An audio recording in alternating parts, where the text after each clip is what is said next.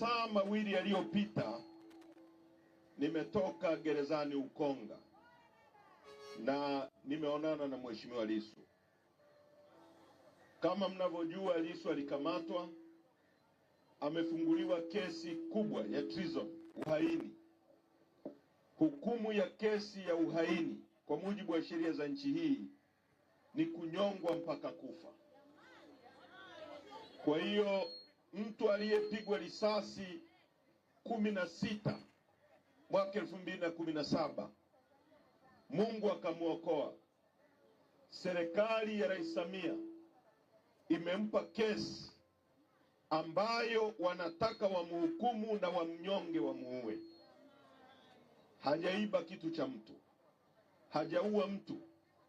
Anachosema ni kwamba anahitaji mifumo huru na haki ya kusimamia uchaguzi ambao haumpendelei mtu yoyote, ili Watanzania muwe na haki kwa mujibu wa katiba hii ibara ya 8 kupata kiongozi anayetokana na nyie.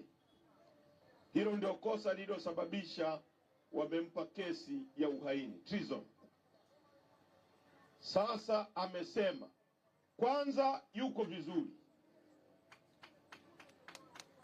Yes, yuko vizuri, ana afya njema.